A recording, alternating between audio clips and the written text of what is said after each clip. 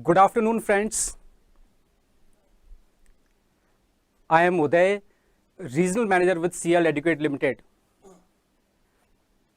Please join me in welcoming Ashutosh Gupta, who recently cleared Bihar PCS, and soon he will be joining as SDM in Bihar. Ashutosh, like many other civil services aspirants who face up and downs while preparing for civil services examination, but Ashutosh didn't give up. His never say die attitude and extremely hard work helped him to achieve his goals. Ashutosh faced 4 times UPSC interviews and finally he selected in Bihar PCS, securing 17th rank. I am sure today's Ashutosh session will help civil services aspirants who are preparing for this examination and also those who are planning in the near future. So welcome Ashutosh. Please.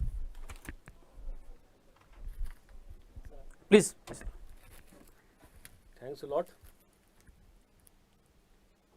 Thanks Ashutosh, please.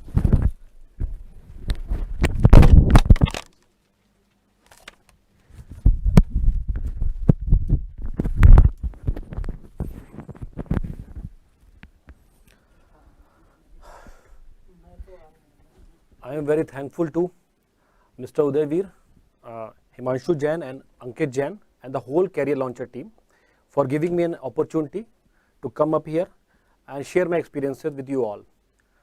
Myself, I am Ashutosh Gupta, who is recently secured 17th rank in Bihar Public Service Commission examination held in 2000. It was exam of 2014 and finally the result came in 2018 of prelims, mains and interview. So this is my journey, my life is regarding the experiences which I have faced and the challenges which I faced during my UPSC preparation and finally resulting into one success, that is the Bihar Public Service Commission examination. This is a long journey spreading up to around 1 decade, almost 10 years roughly, and it has almost spreading for a journey of complete 10 years. How it started? Let's see how this journey started. I have done my engineering from BIT Meshra, Birla Institute of Technology, Meshra Ranchi, and from there I got placement at IBM. Then later I got transferred to IBM Gurgaon. So I was very much enjoying my life over there as a corporate personnel, but to join the civil services was automatically an inclination from my parents' side, especially my father, because he was working as a deputy commissioner commercial tax in state government of Uttar Pradesh. So but he insisted me to leave the job and join and start preparing for the civil services. However, I said that I will take some more time. Let me prepare. Let me do the preparation side by side after while working in the office. However, one turning point came into my life that changed my life entirely into a different scenario. When I was coming from office, I met an accident. That was a bike accident, and my left hand got fractured completely, leading to the rod and plate got inserted into my arms. That was an operation, and then obviously it was a very painful day on that evening after I met an accident. Then I was admitted to the hospital. Then the next morning when my father arrived, he came to me, and I thought that he will say something, he will console me, he will say some words which will smoothen me. पर what he said, it will be like you will be astonished to know that वो जब आया उन्होंने मुझे बोला, बेटा ये मौका अच्छा है, अब आप अच्छे से एग्ज़ाम की तैयारी कर सकते हैं और अब आपको छुट्टी मिल जाएगी IBM से, आप इसको यूज़ करिए, पढ़ाई करिए और IAS निकालिए. Then suddenly I thought कि without asking anything, मतलब कैसी चोट है, क्या दर्द है, क्या हुआ, how it happened, all accident, nothing he asked. He just said one thing कि भाई ये अच्छा मौका है, इसको यूटिलाइज करिए. So he saw the opportunity even at the negative times. तो जो नेगेटिव टाइम्स ये था कि मेरा एक्सीडेंट हो गया, बहुत ही लाइफ वो लग रही थी भाई 3-4 महीने बेड रेस्ट, और फिर उसके बाद रिकवरी होगी स्टार्ट, उसके बाद ये रॉड प्लेट वॉट जो लगी वो निकलेगी. So this will take a lot of time and it's painful experience. पर उनको भी उसको भी एक अपॉर्चुनिटी की तरह देखना उन्होंने मुझे सिखाया. तो आई थॉट आई डिड से नथिंग. मैंने कुछ नहीं बोला, मैं कहा ठीक है देखते हैं, क्योंकि मुझे तो उस समय लग रहा था भाई इतना दर्द इतना पेन है और बात कुछ और ही हो रही है. तो आई थॉट ठीक है ओके विल स्टार्ट. तो उसके बाद से फिर जर्नी स्टार्ट हुई. फिर हम लोग ने फिर मैंने वहाँ से दिल्ली से जो ऑपरेशन थिएटर मतलब जो हॉस्पिटल था वहाँ से निकलने के बाद I did join some coaching institute. तो कोचिंग इंस्टीट्यूट के लिए राजेंद्र नगर आना पड़ा, ओल्ड राजेंद्र नगर. वहाँ पर अच्छे से अच्छे कोचिंग इंस्टीट्यूट है, एक बहुत ही प्रीमियर कोचिंग इंस्टीट्यूट से, आप लोग भी नाम उसका काफ़ी सुने होंगे. वहाँ पे एडमिशन लेने के लिए लाइन लगती है, टोकन मिलता है मॉर्निंग से आपको. और अभी तो बहुत अच्छा सिस्टम हो गया, ऑनलाइन सिस्टम हो गया, आपको ऑनलाइन टोकन मिल जाता है, तभी बहुत रश होता है. लेकिन पहले तो ऑनलाइन वगैरह सिस्टम नहीं था इतना, क्योंकि मैं तो आपको लगभग 2008 की बात कर रहा हूँ. तो उस समय इतना ऑनलाइन नहीं था, तो आपको लाइन लगना पड़ता था, सुबह 4 बजे से टोकन मिलता था. So after get the token then you are assured that you will get admission. तो वही हुआ. तो टोकन हम लोगों ने मैंने सुबह लाइन में लग के टोकन लिया, प्लास्टर्ड हैंड और बिल्कुल लाइफ जैसे डिफरेंट टाइप की, एकदम कहाँ कॉर्पोरेट लाइफ और कहाँ एकदम ज़मीन पे लाके पटक दिया, वो लग रहा था ऐसा. सो फाइनली वहाँ पे टोकन लिया, एडमिशन हुआ. उसके बाद रूम लेना था, सब मुझे करना था. Nobody came, my father was not there to help me out. पूरा सब कुछ मुझे ही करना था. तो फिर मैंने फ्रेंड्स वहाँ कोई नहीं थे मेरे, because I was unknown to Delhi. Because मैंने जो भी पढ़ाई करी थी वहाँ पे BIT मेसरा से पढ़ने के बाद जॉब करने बेंगलोर चला गया, फिर गुड़गांव आ गया था, फिर वापस दिल्ली आ गया था. यूपीएससी की प्रिपरेशन में कोई फ्रेंड नहीं था मेरा. सो मैंने जो रूम लिया वहाँ भी किसी को नहीं जानता. तो मुझे लगा कि कहाँ, एक पल के लिए लगा कि कहाँ ये इधर आगे फंस गए. It was very good life at IBM, है ना. यहाँ पे आगे ना कोई दोस्त, ना कोई जानने वाला, ना कुछ, सब कुछ खुद से करना. उसके अलावा अगर ठीक है सब ठीक है, तो प्लास्टर भी ऐसे लगा था कि कुछ कर ही नहीं सकते थे, मूवमेंट नहीं हो सकता ज़्यादा.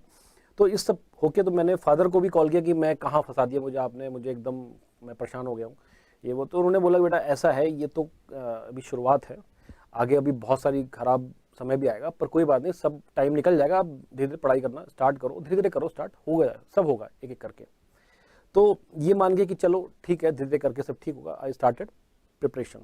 तो GS और ऑप्शनल क्लासेस वगैरह लगभग मैंने स्टार्ट कर दी थी, और वो भी वही फ्रैक्चर हैंड से मैं जाता था वहाँ पे पढ़ने के लिए. लेकिन धीरे धीरे करके क्या हुआ कि जो मेन ऑब्स्टेकल्स हैं और चैलेंजेस हैं जो हमें फेस हुए, वो मेन जो मेरे लिए उस समय के लिए थे, वो आज हो सकता हो इतने नहीं होंगे आज की डेट में.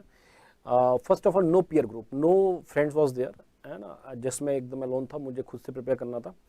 और at the time when I was started preparing there was not like so many sites, websites, इतना जैसे ऑनलाइन ये हम इंटरेक्ट कर रहे हैं, वेबिनार, वेब सेमिनार है ये, वैसा उस समय नहीं था कुछ भी. और कोई भी ऑनलाइन बहुत ज़्यादा इंटरेक्टिव सेशंस कुछ नहीं हुआ करते, सब कुछ ऑफलाइन और क्लासरूम बेस्ड था. So there was not any material available also online also. सो आपको राजेंद्र नगर में रह के या मुखर्जी नगर में रह के आपको कोचिंग करनी थी, और उनके मटेरियल वगैरह को तो आपको नोट्स वगैरह सब खुद बनाने होते हैं, सब, चाहे वो ऑप्शनल के नोट्स हो चाहे वो कुछ भी हो, सब खुद ही बनाना पड़ेगा. उसके बाद there was hardly I did not find anyone to guide me also, because I was new to the place as well as very little friends धीरे धीरे बनने लगे. बट दोज, वो जिसे आप मेंटर बोलते हैं, जो कि नॉलेजेबल होगा, जिसको एक्सपीरियंस हो, वैसे कोई नहीं था. एंड कोई गाइडेंस एज सच डायरेक्टली नहीं मिला. So it was more of a hit and trial. तो I have to try my own strategy and see if it is working or not. तो ये करके मुझे अपनी प्रिपरेशन स्टार्ट करनी पड़ी थी. तो धीरे धीरे करके वो क्या होता है हिट एंड ट्रायल में, क्या आपको टाइम लगता है कि पहले आपने गलतियां करी, फिर सीखे, फिर गलतियां करी, फिर सीखे, तो ऐसे टाइम लग जाता है. तो वो टाइम लगता रहा धीरे धीरे करके. और कोई भी गाइडेंस ऐसे नहीं मिला कि जैसे मुझे कोई ऑनलाइन बता दे, या ऑनलाइन टेस्ट सीरीज हो, या ऑनलाइन मेंटरशिप हो, वैसा कुछ नहीं. और कोई इंटरव्यू गाइडेंस भी ऐसा बहुत अवेलेबल नहीं था मेरे लिए. धीरे धीरे करके जब मैंने इंटरव्यू देना स्टार्ट किया, तो इंटरव्यू में भी बहुत ही क्लियर कट, बहुत ही एग्जैक्ट चीज़ें बताने वाले ऐसे कोई नहीं था. आज की डेट में काफ़ी हो गया है.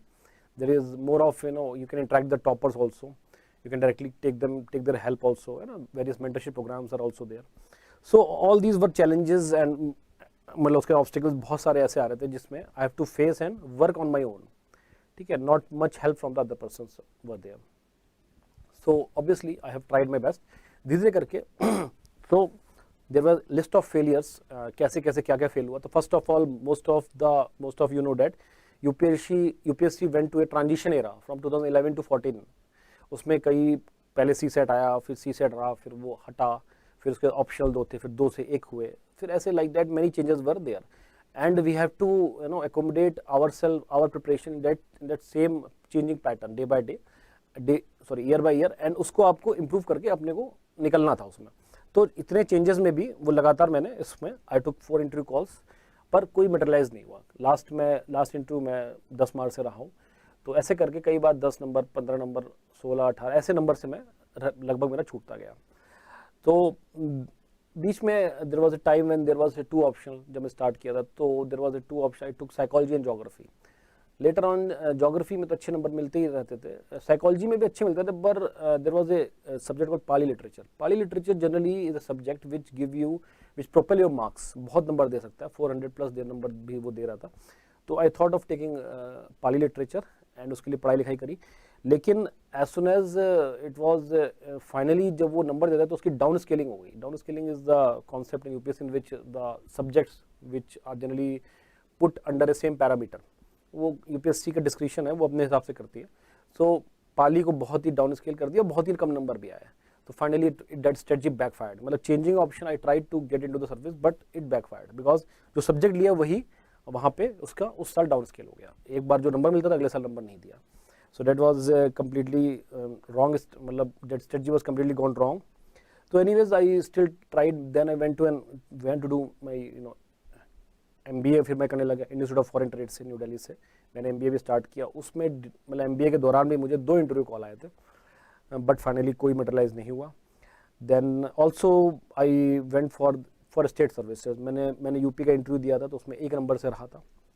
देन उत्तराखंड के इंटरव्यू में भी मैंने फेस किया, उत्तराखंड पब्लिक सर्विस कमीशन का इंटरव्यू फेस किया, वहाँ भी नहीं हो पाया फाइनली। मीन्स मैंने क्या बोलते हैं, Himachal Pradesh public service commission and Madhya Pradesh public service commission दोनों के MPPSC और HPPSC का मेंस लिखे, और उसमें भी फाइनली मतलब उसमें इंटरव्यू कॉल नहीं आया, तो ये भी मिस हुए। इस तरह से करते करते कई एग्जाम मिस होने के बाद 2-3 कई जगह मेरा फिर होने लगा। एक जगह मेरा एज ए ACIO हुआ, मतलब इन द इंटेलिजेंस ब्यूरो में, ministry of home, and various bank POs में हुआ, जैसे SBI है, state bank of Hyderabad, Canara bank है ना, इन सब में भी हुआ मेरा। लेकिन but I thought of doing MBA at that time by this, because bank jobs were not much interesting to me, so I thought of doing MBA instead. तो मैं MBA करने मैं इंस्टीट्यूट ऑफ फॉरेन ट्रेड में निकल गया, ये दिल्ली में ही। सो उस दौरान मैंने भी 2 बार इंटरव्यू कॉल भी लिया, मैंने बताया आपको, तो लेकिन फिर वो कोई मटेरियलाइज नहीं हुआ। तो फाइनली देन आई थॉट कि लगता है मेरी किस्मत में है ही नहीं, क्योंकि I have tried my best. अगर मैं इंटरव्यू तक पहुंच रहा हूँ तो मेहनत तो कर लिया था, लेकिन कुछ मटेरियलाइज नहीं हो रहा, कहीं मेंस में कम नंबर हैं, कभी इंटरव्यू में कम है, तो मोरलेस बैलेंस नहीं हो रहा है, तो कहीं ना कहीं सिलेक्शन नहीं हो रहा है। तो फाइनली तो आई थॉट कि ऐसा करते हैं कि फिर सिविल सर्विस का छोड़ देते हैं, ज़्यादा कुछ इसमें है नहीं। सो उसके अलावा फिर क्या कर सकते हैं, फिर मैं मतलब मेरे पास जो था इंजीनियरिंग था और मैनेजमेंट डिग्री थी, तो I thought of going back. फिर वहाँ going back and starting from scratch, I thought instead मैं जो ऑलरेडी मुझे आता है, जहाँ मैंने इतना साल लगाया है, इतना एफर्ट दिया है, मैं उसी में लोगों को गाइड कर सकता हूँ। Then I thought of giving guidance to the students, those are new student, those who do not know the requirement of the examination, तो मैं उनको टोटली गाइडेंस पूरा देने लग गया। सो प्रीवियसली मेरा एक ब्रांड नेम से मैं, जैसे ऑर्कुट था उसमें एक्टिव था, जिसका नाम था इंडिया भाई, नाम से मैंने बनाया था अपना पेज, फेसबुक पेज भी इंडिया भाई नाम से है। सो उसके थ्रू मैं लोगों को online guidance, free counselling, free मतलब जानकारी कैसे तैयारी करना है वो सब देता रहता। काफ़ी वीडियोस और मतलब ऑनलाइन में हूँ मैं उसमें एक्टिव, इंडिया भाई नाम से। तो उसको मैंने कंटिन्यू किया, और फिर उसके बाद धीरे धीरे करके I was a teacher and a faculty in various coaching institutes इन दिल्ली। पर उसके बाद भी मैंने 1-2 एग्ज़ाम जो थे 2016 में, मेरा UPPCS का मेंस लिखा मैंने, और इसका BPSC का मेंस लिखा था। एंड माई फादर सेड कि भाई लगे रहो, बिकॉज दोज जो लगा रहता है उसका जरूर होता है, जो छोड़ देगा उसका नहीं होगा। तो तुम छोड़ो मत, you keep on trying giving the state services as well as you start some as a mentor of faculty, अपना एक करियर भी उसमें रखिए, ठीक है। So finally his advice paid off, मतलब वो सही हो गया, बिकॉज मैं एग्ज़ाम देता रहा तो मेरा इसमें निकल गया BPSC, तो BPSC में फाइनली हो गया। अभी UPPCS रिजल्ट बाकी है। So let's see. So overall क्या हुआ कि this is a game of not like कि आप एक दिन मतलब 1 साल में पढ़े, 1 साल में, कोई कॉलेज एग्जामिनेशन नहीं है। It's not like a college examination which you think you will study in 1 night and you will give the exam and आपका हो जाएगा। It's a long term process. Long term means at least 1 year तो है ही, 1 year तो exam ही चलता है, 1 year पहले आप आते हैं प्रिपरेशन करने, सो ऑलरेडी एटलीस्ट 2 ईयर्स का प्रिपरेशन चाहिए। उसके बाद बहुत सारे इसमें स्टेजेस है, प्रीलिम्स है, मेंस है, इंटरव्यू, एवरी स्टेज में आपको फिल्टर किया जाता है, so best candidate going to the next stage, then finally selection जब होता है। तो इसमें प्रीलिम्स के मार्क्स नहीं जुड़ते, most of you know that mains और इंटरव्यू मार्क्स ऐड होकर फाइनली आपकी रैंकिंग बनती है। So there are various strategies, not one which I am telling you this, ये एक नहीं बहुत सारी हो सकती है, मतलब जो टॉपर्स निकले सबकी अलग स्ट्रेटजीज है, और मैं तो उस पर बहुत डिटेल में अगर मैं बात करूँ उसके लिए उतना समय नहीं है, और हर किताब हर बुक क्या क्या रेफ़र करना है you can ask me personally, मेरा फेसबुक पेज भी है इंडिया भाई नाम से, उसमें पूछ सकते हैं, यहाँ भी पूछ सकते हैं। लेकिन ओवरऑल मैं आपको एक जनरल स्ट्रेटजी बता देता हूँ जो मोर और लेस आपको आपके लिए सक्सेसफुल रह सकती है अगर उसकी उस तरह उसकी तैयारी करें। सो फर्स्ट ऑफ ऑल क्या है कि प्रिपरेशन लेवल जो है इट्स एन इंटीग्रेटेड प्रिपरेशन। ये ऐसा नहीं है कि प्रीलिम्स अलग है, मेंस अलग है, इंटरव्यू अलग है। बहुत लोग करते हैं क्या कि पहले प्रीलिम्स की तैयारी करेंगे, जब प्रीलिम्स हो जाएगा तो मेंस की करेंगे, फिर मेंस होगा इंटरव्यू, तो ऐसा नहीं है। It's like a integrated examination. Integrated में क्या है कि प्रीलिम्स, मेंस और ये इंटरव्यू कंबाइंड है, चीज़ें एक ही हैं, वही पूछा जाता है मोर और लेस, पर उसकी स्ट्रेटजी हर लेवल पर थोड़ी थोड़ी अलग हो जाती है। सो फर्स्ट ऑफ ऑल क्या है कि प्रीलिम्स है, अगर तो प्रीलिम्स की को एग्जाम देने से पहले your mains should be ready, आपका मेंस की तैयारी हो जानी चाहिए। इट्स नॉट लाइक कि आपने प्रीलिम्स की तैयारी का एग्जाम लिखा लेकिन आपको मेंस नहीं आता है, तो इट में बैकफायर यू, ठीक है, ये चीज़ है। तो मेन चीज़ क्या है कि आपको प्रीलिम्स का एग्जाम देने जब आप जाएँ तो आपका मेंस की तैयारी पूरी होनी चाहिए, इंक्लूडिंग ऑप्शनल, क्योंकि प्रीलिम्स के बाद जब आपको 3 मंथ्स मिलेगा तो 3 मंथ्स में आप कितना पढ़ पाएंगे, ठीक है। So you have to be very cautious कि आप मेंस पूरा कर रहे हो, ठीक से आपने कर लिया तैयारी, उसके बाद आप प्रीलिम्स लिखिए, तो आपको प्रीलिम्स निकालने में मदद भी मिलती है उससे।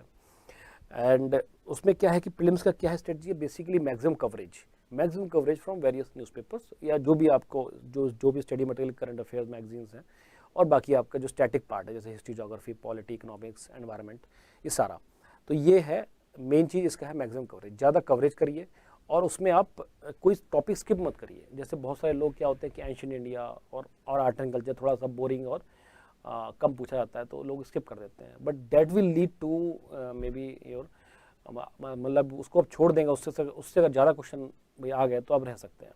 तो इसलिए कोई टॉपिक छोड़िए नहीं, कभी कभी ईजी क्वेश्चन भी आ जाते हैं, तो go through on each and every topic thoroughly. उसमें आप बहुत सारे टेस्ट पेपर्स लगाइए अपनी प्रिपरेशन को चेक करने के लिए, आप टेस्ट पेपर लगाइए, एटलीस्ट 5000 क्वेश्चंस आप लगाते। 5000 क्वेश्चन मतलब क्या है, just 50 papers, 50 question papers of various institutes, जो भी आपको लगता है जो भी अच्छे इंस्टीट्यूट्स हैं उनके आप क्वेश्चन पेपर मंगा के उनको सॉल्व करिए, और उसमें आप अपने को चेक करिए कि आपने जो पढ़ा वो आप वहाँ कर पा रहे नहीं कर पा रहे हैं, उस तरह उसको आप वापस जाइए, फिर से उस चीज़ को ठीक करिए, उसमें फीडबैक सेशन में उसको फीडबैक जो भी आप ले टेस्ट पेपर उसको ठीक करिए, and then you do another test, तो उससे आपकी धीरे धीरे करके परफॉर्मेंस इंक्रीज होगी, ठीक है।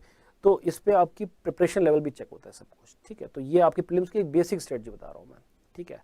उसके बाद मेंस का है, मेंस में क्या है कि it's not about maximum coverage but it is of maximum revision. So prelims और मेंस में फ़र्क ये है कि prelims is maximum coverage with revision obviously, and mains क्या है, mains is maximum revision with limited coverage. Limited means जो भी सिलेक्टेड जो भी इंपॉर्टेंट टॉपिक्स हैं उनका ही कवरेज होगा, रैंडमली नहीं होगा।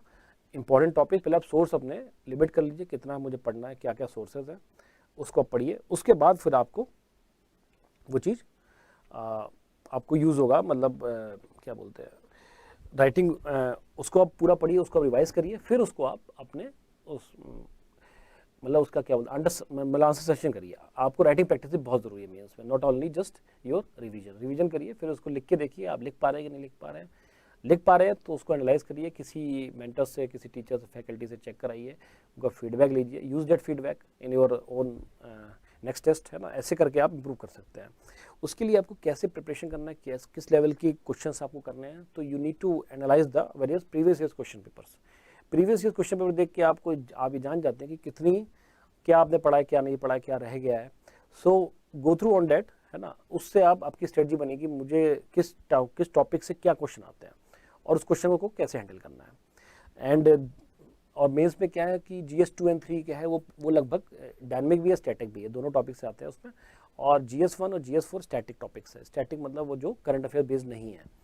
तो इस तरह से वो उसकी आप तैयारी करते हैं दोनों चीज़ों को मिला के, ठीक है। तो वो आपकी स्ट्रेटजी देखनी पड़ेगी, ठीक है। उसके अलावा फिर उसके एक सेशन आता है इंटरव्यू का। उसके अलावा अगर आप मेंस क्वालिफाई करते हैं तो इंटरव्यू आता है। तो इंटरव्यू में तो बहुत ज़्यादा डिफरेंट चीज़ नहीं, एटलीस्ट आपको अपने जो जो आपका बायोडाटा होगा उसमें आपको फोकस करना था। बायोडाटा में जो आपका होम स्टेट है, जो आपका शहर है, जहाँ से आप पढ़े हैं, जो सब्जेक्ट से आपने पढ़ाई करी है कॉलेज में, ग्रेजुएशन में, अगर आप पोस्ट ग्रेजुएट है तो पोस्ट ग्रेजुएशन में, वो सब आपका यूज़फुल रहता है, उसमें आपसे क्वेश्चन पूछे जाते हैं।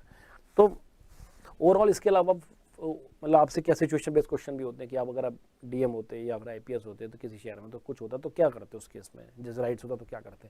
तो ये सब सिचुएशन आप हैंडल करने, ये सब क्वेश्चन को हैंडल करना होता है। तो ये धीरे धीरे करके जब आपकी नॉलेज बढ़ेगा, मेंस लिख चुके होंगे, तो ये सब आप कर पाएंगे, अपने आप से कर पाएंगे। और वेरियस न्यूज़पेपर्स में जो क्या बोलते हैं एडिटोरियल्स आते हैं, editorials you have to read, understand that and use the views of editorials also, है ना, वो सब आप यूज़ कर सकते हैं। तो आपके एक इंटरव्यू अच्छा इंटरव्यू जाएगा, और फिर आप डिपेंडिंग ऑन फिर आपको जो भी मार्क्स अवार्ड होंगे। ऑल्सो द इंटरव्यू का ये भी मतलब है कि आप एज ए नेचुरली बिहेव करिए वहाँ पे, not like an some trained person. जैसे अपने कोचिंग में गए तो उन्होंने आपको इंटरव्यू में ट्रेंड किया कि how to speak, how to मतलब वहाँ कैसे बैठना है, कैसे चलना है, वो सब आप करेंगे तो एक आर्टिफिशियलिटी लुक आती है वो आपके इंटरव्यू में, that will lead to the loss of marks. ये मतलब ऐसा होता है। सो मोरलेस क्या है कि आपको नेचुरली बिहेव करना है। तो नेचुरली आप बिहेव करेंगे तो आपको समझने में ज़्यादा आसानी होगी, ज़्यादा समझने में मतलब आपसे वो जब भी इंटरेक्ट करेंगे तो वो आपको समझ पाएंगे कि आपने क्या बोला है और कैसे बोला है। So it's more of how you speak rather than what you speak. ठीक है, तो उससे अंडरस्टैंडिंग बढ़ेगी and obviously you will be able to score more marks. ठीक है, तो बेसिकली ओवरऑल इंटरव्यू का क्या है, be yourself in the interview. ठीक है, प्रिपरेशन लेवल तो बहुत इंपॉर्टेंट है ही। Coming to the almost that why मतलब what is required to crack the civil service examination, whether it is a UPSC or some state PSC, that is main two things are required. That is first is motivation and second is patience. Motivation why? Because this exam के लिए मतलब आपको काफ़ी motivation चाहिए, because it may take years also. ठीक है, 1 साल 2 साल तो लगेगा ही लगेगा, उसके बाद 3 साल 4 साल आप जब तक देते रहेंगे तब तक ये चलता रहेगा, जब तक अटेम्प्ट हैं, जब तक एज लिमिट है।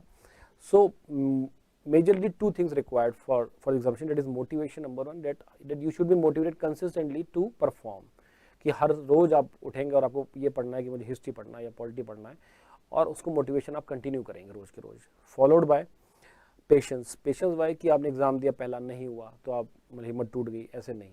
ऐसे तो बहुत सारे एग्जाम होंगे, आपको एग्जाम को ये एज ए एग्जाम ही लेना है, उसको फुल फ्लैश तैयारी करके देना है। होगा तो ठीक है, नहीं होगा तो move on to next level, next examination.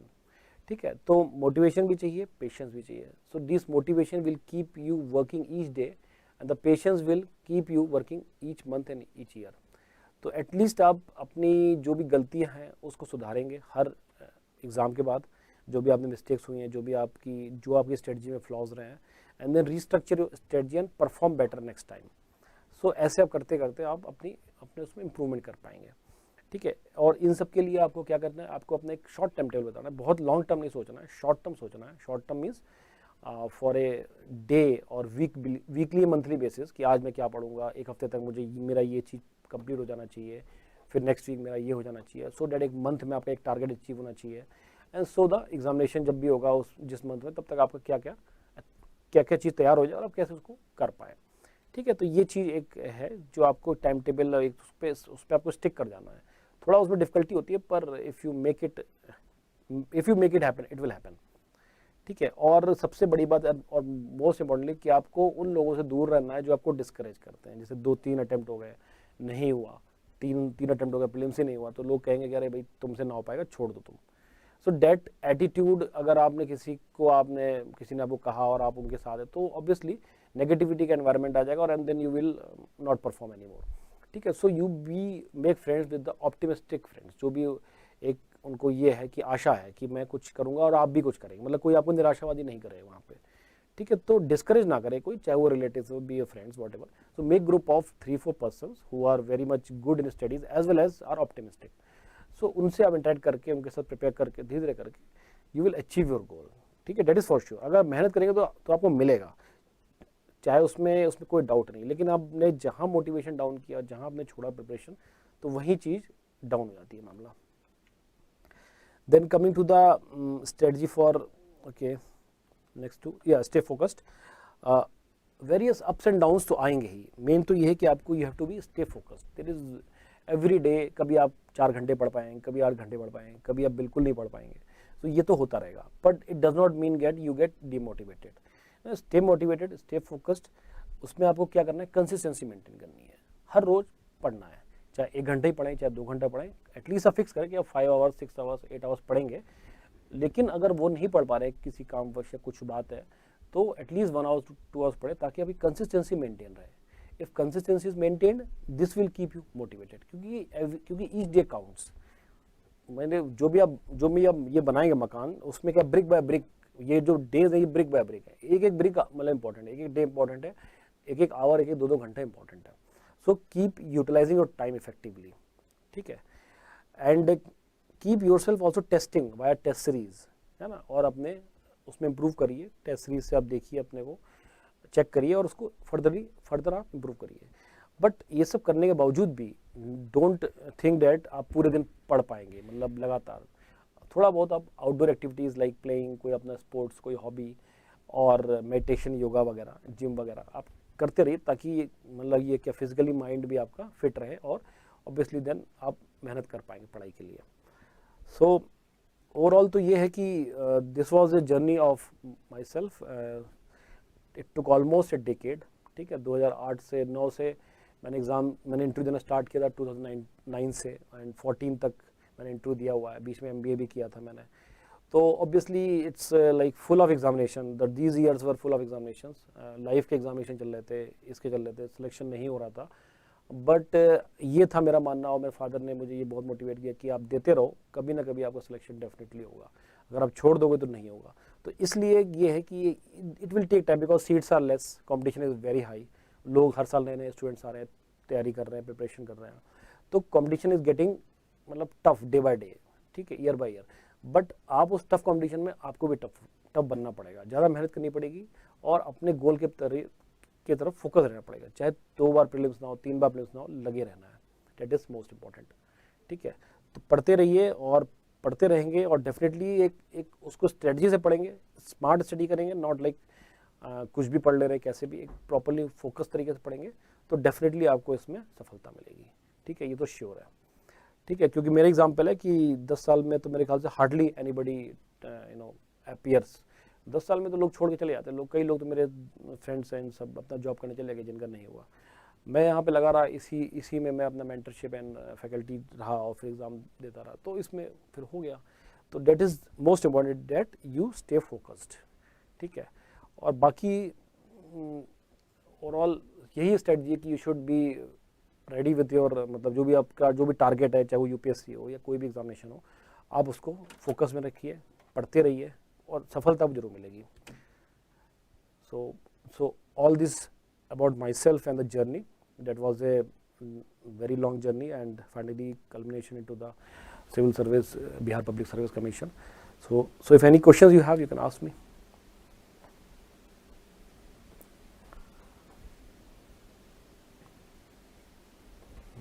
Okay, then I think there is no question. Thanks a lot. Thank you.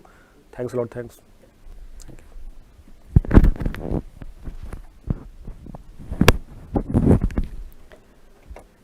Thanks, Ashutosh, for spending your precious time with us. Any questions from centers? No questions, I think. So, centers, if you have any questions, you can address your questions to us. We will share these questions with Ashutosh, and Ashutosh will be happy to answer all those questions, all those answers of those questions to you. Thank you. Thank you once again.